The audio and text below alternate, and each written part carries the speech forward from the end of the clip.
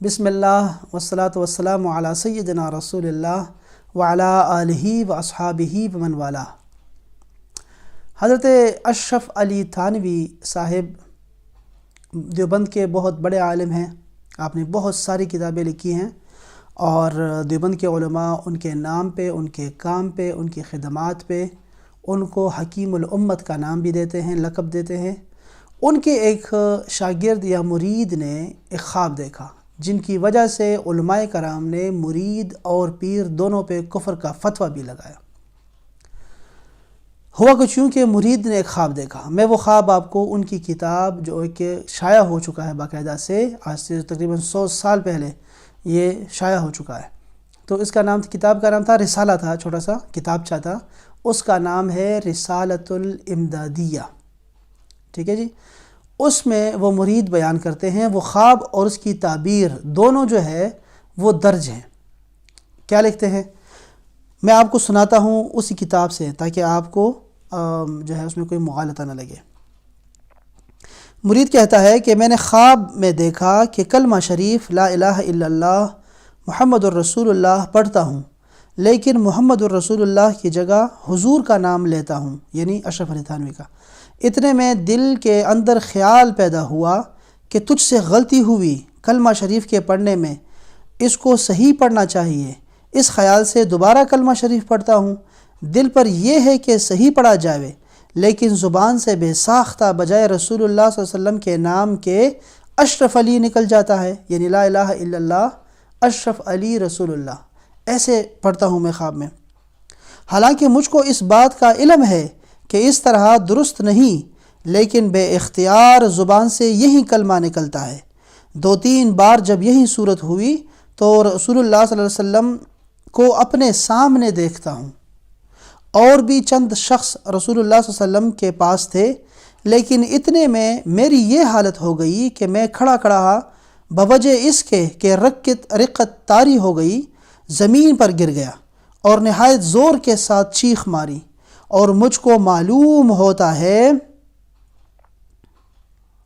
کہ میرے اندر کوئی طاقت باقی نہیں رہی۔ اتنے میں بندہ خواب سے بیدار ہو گیا، لیکن بدن میں بدستور بے حسی تھی اور وہ اثر ناطاقتی بدستور تھا، لیکن حالت خواب اور بیداری میں حضور صلی اللہ علیہ وسلم کا ہی خیال تھا۔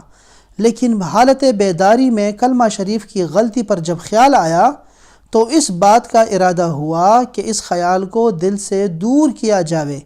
اس واسطے کہ پھر کوئی ایسی غلطی نہ ہو جاوے۔ بئی خیال بندہ بیٹھ گیا اور پھر دوسری کروٹ لیٹ کر کلمہ شریف کی غلطی کے تدارک میں رسول اللہ صلی اللہ علیہ وسلم پر درود پڑھتا ہوں، لیکن پھر بھی یہ کہتا ہوں اللہم صلی علی سیدنا و نبینا و مولانا اشرف علی۔ حالانکہ اب بیدار ہوں، خواب نہیں، لیکن بے اختیار ہوں، مجبور ہوں، زبان اپنے قابو میں نہیں۔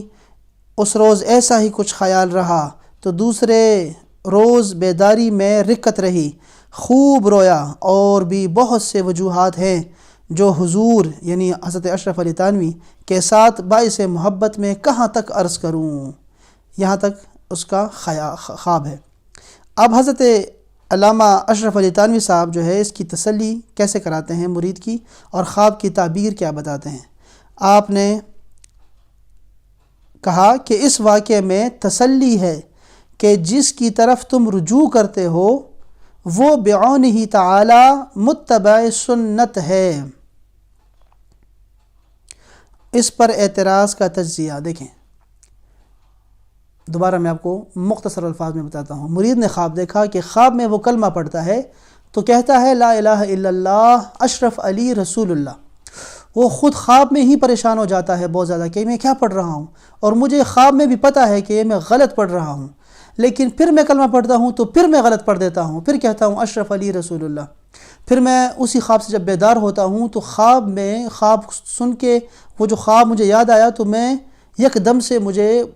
میرے پر کیفیت آ گئی، اور میرے اندر بالکل ایسے ہو گیا میں جیسے کہ میرے اعضاء میں بالکل طاقت ہی نہیں، بالکل بے حس ہو گیا۔ تو کافی رویا میں، اور پھر میں نے کہا کہ چونکہ رسول اللہ صلی اللہ علیہ وسلم کی ذات گرامی کی میں نے بیعت بھی کی ہے تو میں نے درود شریف پڑھنا چاہا، تو درود شریف میں بھی میں نے ایسے کیا اور میں نے کہا اللہم صلی علی سیدنا و مولانا و نبینا اشرف علی، پھر میں نے اشرف علی کہہ دیا حالانکہ میں بیدار ہوں۔ تو جب اپنے شیخ کو بتاتے ہیں حضرت اشرف علی تھانوی صاحب کو، تو وہ کہتے ہیں کہ تسلی، اس میں تسلی ہے تمہارے خواب میں، اور اس کی تعبیر یہ ہے کہ تم جس کی اتباع کر رہے ہو، یعنی میری اشرف علی تھانوی کی، وہ اللہ رسول کے ساتھ جڑا ہوا ہے، اور تمہارا خواب جو ہے وہ بالکل ٹھیک ہے۔ مرید نے خواب دیکھا، اس پہ تو کوئی بات نہیں تھی، خواب میں کچھ بھی ہو سکتا ہے، چونکہ رسول اللہ صلی اللہ علیہ وسلم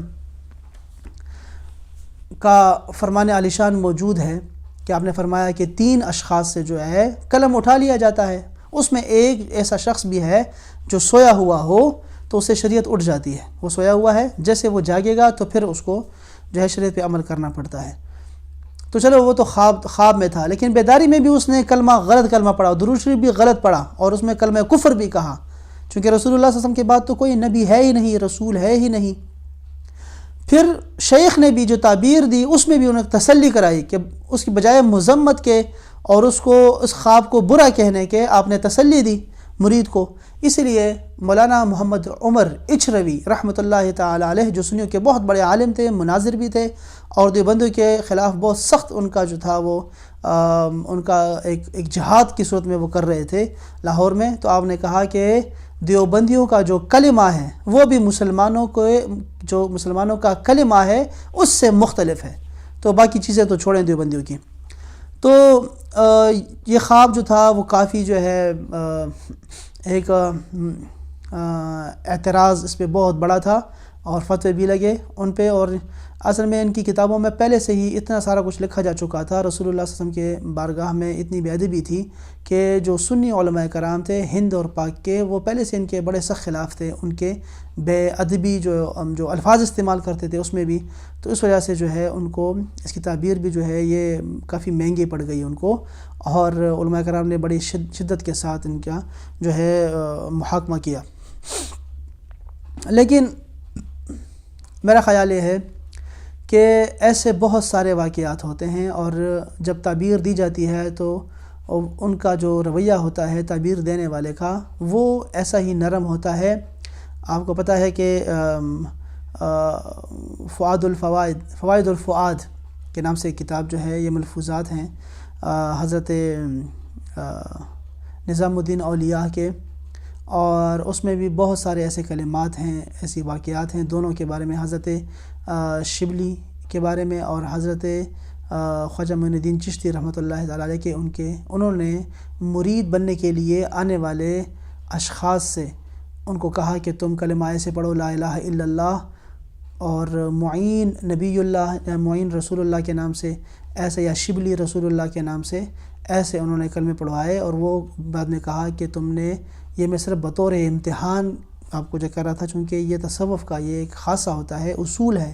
کہ تمہیں فنا فی الشیخ ہونا ہوتا ہے، شیخ پر پورا اعتماد کرنا ہوتا ہے، تو